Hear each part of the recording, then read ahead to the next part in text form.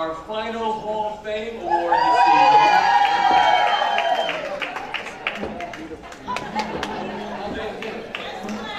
evening. We present this to the 1980 Queens College softball team.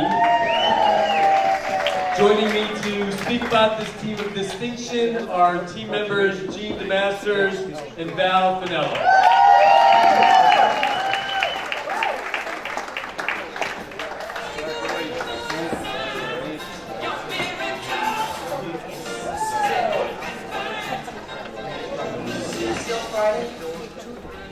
All right. I think this celebration started early and it's going to keep going. It sounds like it, right? Yeah. Okay. Well, we saved perhaps the best for last. 1980 might seem a little bit like ancient history.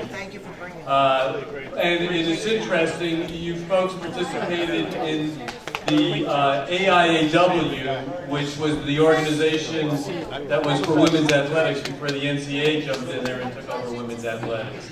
So it is kind of a historical time. So, Gee, maybe you start. Tell us what Queens College softball was like in 1980 and maybe how it kind of differs from what you see today, since you're still on campus and seeing things that are going on. Well, I mean, we played for the love of the sport, and I'm not saying, I think everybody who plays a sport is playing for the love of the sport. The equipment was definitely different.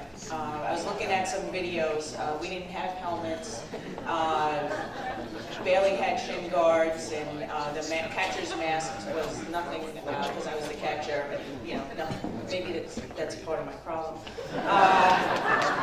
But we also, you know, traveling, the teams, they'll travel down south and have like 15, 16 games under their belt before their season starts. The teams didn't travel like that back then. Double headers were for weekends, and the teams didn't play double headers during the week. But you know, we were a family. We were a pretty tight team. I wanted to say just one thing. That young lady who is now an inductee, and we saw her picture on the video, that was a beautiful field. We had a field that we had a rake, pull out the rocks, put up a backstop. That's what we did, and we did it as a team. We all pitched in and with the grounds crew. But her field is beautiful. Well, and to further explain, we had this unique, you know, the lines would, you know, go up from first and third base line, and whenever you place the bunt, the first baseman, third baseman, and myself would, if the ball went fair, we'd literally throw our bodies on the ball, because Marie DeBias, our third baseman, was a bunter. And she could bunt that ball foul, and it would hit a clump of dirt. And she just ran down to first base because she knew it would hit that dirt and roll right fair. And she was standing on first base, you know. So tell us about, besides the lousy field and the lack of equipment, tell us about what it was like being part of the team that year. What made it such a special thing? I just want to say, 41 years ago, I chose to come to Queens College, and I lived right near Brooklyn College. I am immensely grateful for the coaches that I had, and I played for Marilyn Lunetta, great coach, Lynne Withers and Brian DeMasters, absolutely great coaches, Kathy Bova, great coaches. And as you can see, this is more than 35 years ago, and we have 3 tables of a team that almost everybody is here. That meant something. You're like Yeah, we had the 10th player on our field was our bench. We had the loudest bench you can imagine. Yeah, and Lizzie used to play the trumpet before it became. So we had our starters, and I remember one game when some of the people on the bench got in, and they were playing, and after that game, they came up to us, and they put us through the ringer, and they said, "You guys suck on the bench." Because we cheer every time you guys are on that field, and you didn't cheer for us. And those girls taught us how to cheer, and we were so loud. We had so much fun playing. My brother would come to the games. He goes, "I've never seen a team. I cannot tell whether you're winning or losing by looking at the bench." He goes, "Because you guys had so much fun." And we did. We enjoyed the game. Somebody had a bad game, the next day, whether practice was scheduled or not, we were hitting ground balls for that person. We do sprints. We do, it was a great time. This is a great experience. Everybody's so happy to be together, and this is. Finally, because we do have to go home tonight, but finally, Coach Withers mentioned to the folks at Queens that, and he told me the other day that the Kenny Loggins song "This Is It," we just heard a clip of it before, was the song for that team that year. How did that come about? Who chose that? And more importantly, is the team going to sing it when you No, we go to work. We used to play it before every game, and the copy that I had a skip in it. Do you all remember that? And it would skip at the same point, obviously. It skipped at the same point all the time. So every time we hear it on the radio, we'd miss the skip. But it was Brian who actually picked up. We had mandatory, not only we have softball practice, but we had mandatory swimming practice, rollerblading. We did a couple other things. Lynne would always say, "All right, we're getting together and we're going to do something off the field." Well, that was the popular song back then. This is it. And Brian goes, "Every time we do something, this song is on. This is our song, and this is going to, propel us to victory." And then when we found out that we made the AIAW, we said not only did we make it, but we were the first seed. We were very cocky, and we felt like we were going to win. So we took athletic tape and taped our vans and said, "We are one, second to none." And that's exactly how we played. Well, we would like to invite you two ladies to join your team and accept your Hall of Fame award.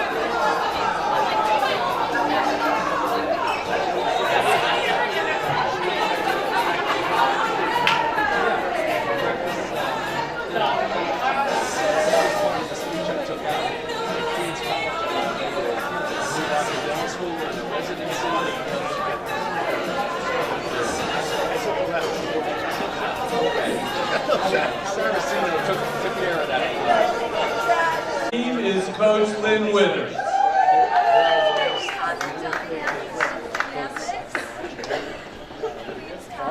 Every coach has a clipboard, right? Every coach has a clipboard. I really don't don't think I need to speak since my captains were pretty thorough. Thank you to the committee for selecting us for this prestigious award. And congratulations to all the other inductees. I'm very honored and proud to be our team's representative and accept this award. But, as the saying goes, there is no I in teams. With that being said, let me introduce you to my rowdy team that you have just heard a lot about. It all started with the great coaching, of course, and my assistant coach, who really was my right-hand man, and everything I asked of him and everything we did together, we bounced off of each other, we had great ideas. Brian Damascus.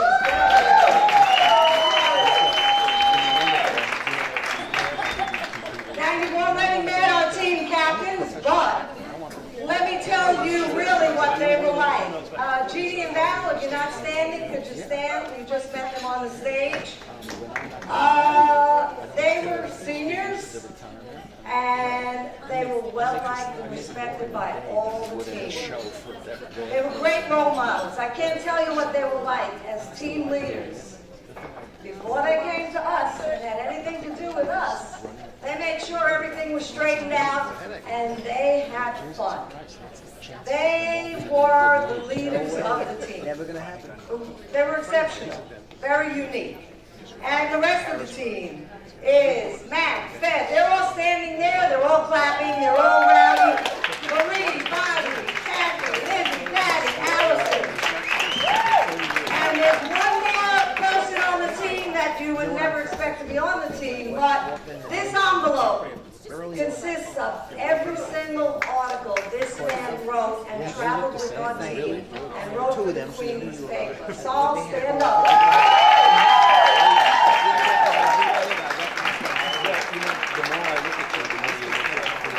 We've learned so much from the captains, but I can't tell you, and I'm sure Brian feels the same, is that this was a very special team. I've coached for many, many years, and there was just something about this team that there was no other like it. We were a family. It was unbelievable. We had no scholarships. We had nothing. This team just loved the game. They loved to play and had total respect for each other. Woo!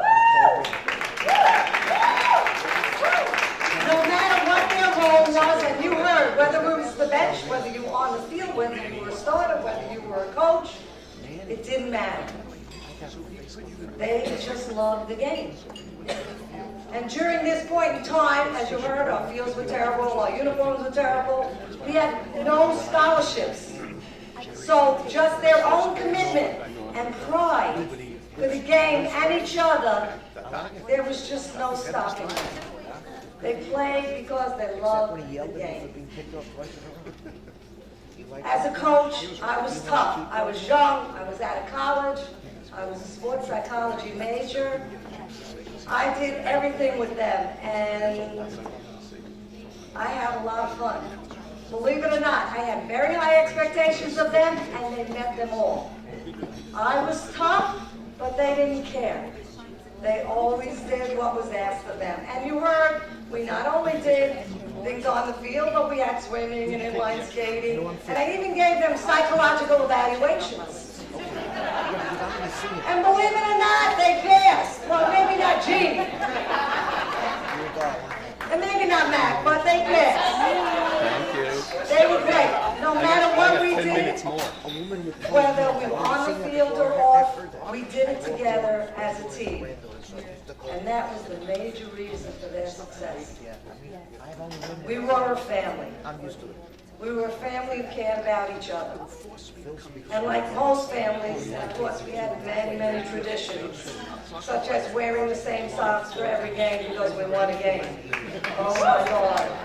And going on roller coaster rides in our Queens College vans before every state game, because we knew if we did that, we would win. And they did. They won every game to become the state champions. Very unusual for a CUNY school. We accomplished a lot. It's been 37 years, and throughout these years, there have been many times that I have thought about these great athletes and what we accomplished. I will always remember these women. Congratulations to all of you and our team. You should be proud and honored by this accomplishment. You are a team I will never forget, and you will always have a special place in my heart.